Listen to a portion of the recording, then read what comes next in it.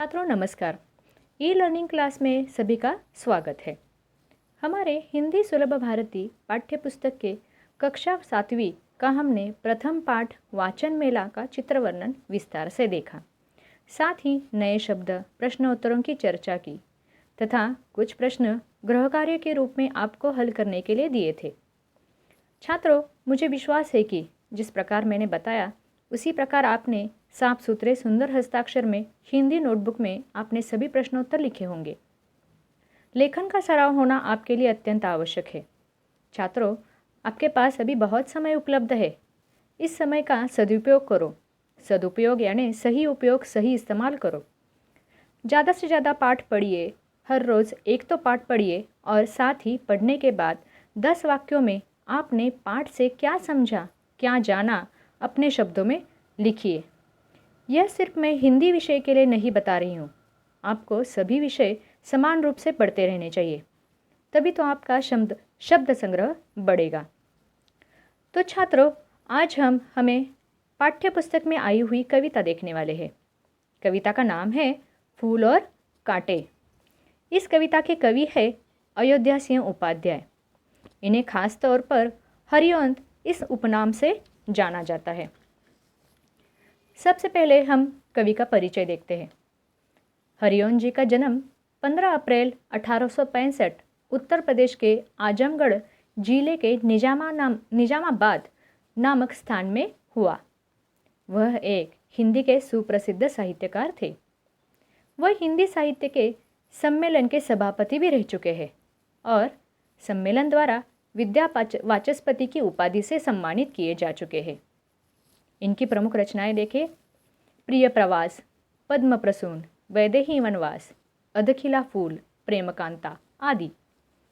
अयोध्या सिंह उपाध्याय जी की खड़ी बोली हिंदी के प्रारंभिक कवियों में मूर्धन्य स्थान पर है।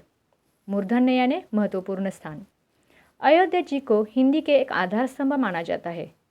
प्रिय प्रवास इनका सबसे प्रसिद्ध और महत्वपूर्ण ग्रंथ है।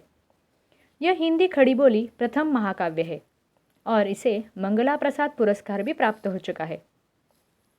अंत में सन 1947 में हरिवंश जी का निधन हुआ। छात्रों, प्रस्तुत फूल और कांटे इस कविता द्वारा कवि ने यह स्पष्ट किया है कि मनुष्य विशिष्ट कुल में जन्म लेने से नहीं तो अपने कर्मों से बड़ा मानता है। मनुष्य अपनी वाणी एवं व्यवहार तथा अपने कर्मों से समाज में अपनी प्रतिष्ठा हासिल करता है। फूल और कांटे इस कविता के माध्यम से कवि ने बताया है कि उच्च कुल में जन्मे व्यक्ति का दूसरों के प्रति व्यवहार यदि उचित नहीं है तो उसकी कुलीनता उसे समाज में सम्मान नहीं दिला सकती।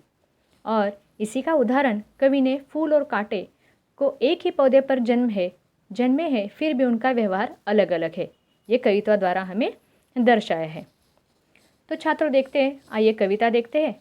सबसे पहले मैं पहला छंद सुर में गाती हूँ। है जन्म लेते जगह में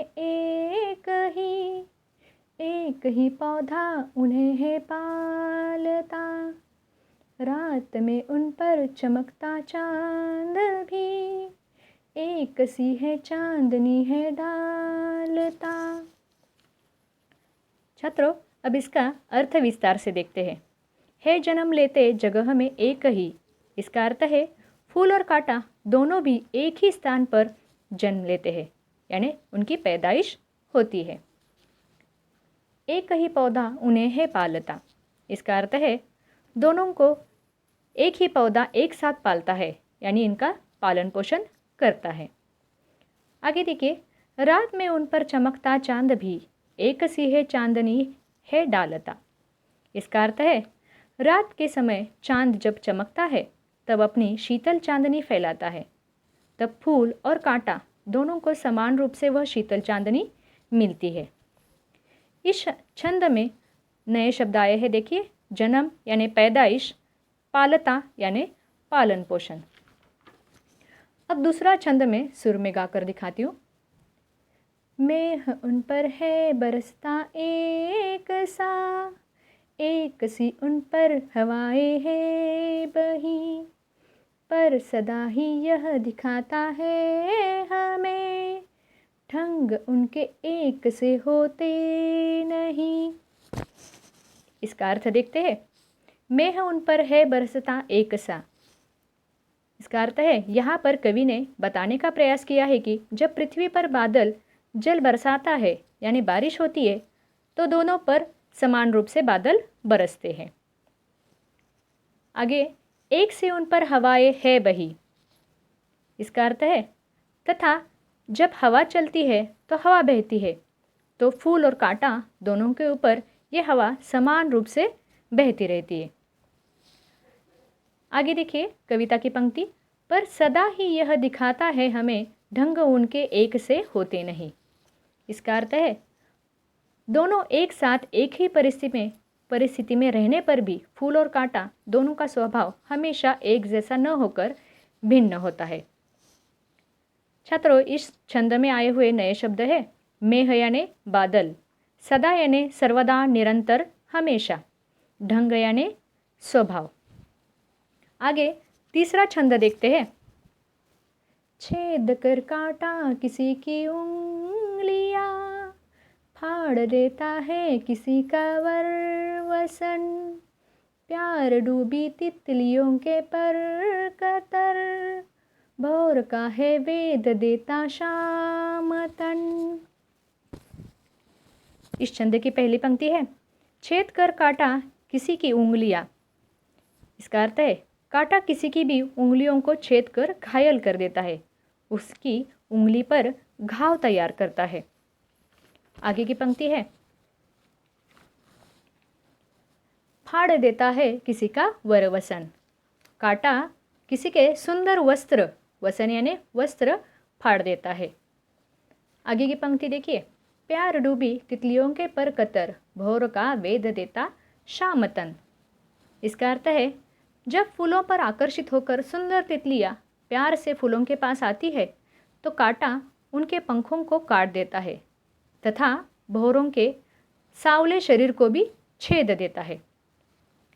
इस छंद में आए हुए शब्द देखिए, वर यानी श्रेष्ठ सुंदर, वसन यानी वस्त्र कपड़ा, शाम यानी सावला, तन यानी शरीर, वेद यानी छेदना और भौर यानी भौरा। अब चौथा छंद देखते हैं। फूल लेकर तितलियों को गोद में, भौर को अपना अनूठा रस पिला, निज सुगंध और निराले रंग से, है सदा देता कलीजी की खिला। इसमें पहले पंक्ति है फूल लेकर तितलियों को गोद में। इसका अर्थ है कांटे ने तितलियों और भौलों को परेशान करने पर भी फूल तितलियों को प्यार से अपनी गोद में जगह देती है। दूसरी पंक्ति है भौर को अपना अनूठा रस पिला। फूल भौरों को अपना अद्भुत अनोखा ऐसा मीठा रस पिलाते हैं।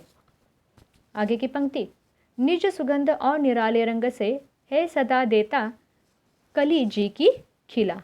इसका अर्थ है फूल अपनी मदमाती सुगंध यानी मोह लेने वाली सुगंध और रंगों की निराली छटा से सभी के मन को खुश कर देती है, प्रसन्न कर देती है।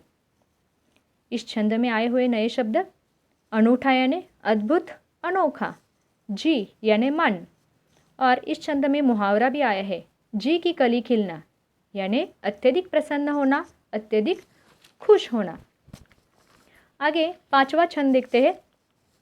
है खटकता एक सबकी आँख में, दूसरा है सोहता सुरसीस पर, किस तरह कुल की बड़ाई काम दे, जो किसी में हो बड़प्पन की कसर। इसमें देखिए पहली पंक्ति है खटकता एक सबकी आँख में, दूसरा है सोहता सुरसीस पर। इसका अर्थ है इस तरह जहाँ कांटा सबकी आंखों में खटकता रहता है अर्थात किसी को पसंद नहीं आता, वही दूसरी ओर फूलों को देवों के सिर पर चढ़ाया जाता है। आगे की पंक्ति देखिए, किस तरह कुल की बड़ाई काम दे, जो किसी में बड़प्पन की कसर। यहाँ पर हरिओम जी ने कहा है हमारा कार्य, हमारा काम अच्छा न हो तो हमारा उच्च कुल में जन्म लेना हमारे लिए किसी काम नहीं आता। इसीलिए तो हमारा एक दूसरे के प्रति व्यवहार अच्छा ही होना चाहिए। इस छंद में आए हुए नए शब्द आँखों में खटकना यानी बिल्कुल अच्छा न लगना, सी से यानी शीर, शीश और सिर, कुल यानी वंश, परिवार, बड़प्पन यानी श्रेष्ठता, महानता।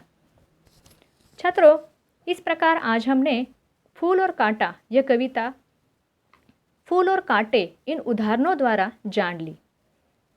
मैं आपको कविता में आए हुए नए शब्द लिखित रूप में बाद में देने वाली हूँ। सबसे पहले आप ये वीडियो 2-3 बार सुनिए और सुनने के बाद अपने शब्दों में इसका सरल अर्थ, भावार्थ लिखिए। ये आज के लिए आपका होमवर्क है। आशा है आपको कविता अच्छी तरह पसंद आई होगी और सुर में भी अच्छी लगी होगी। धन्यवाद छात्रों।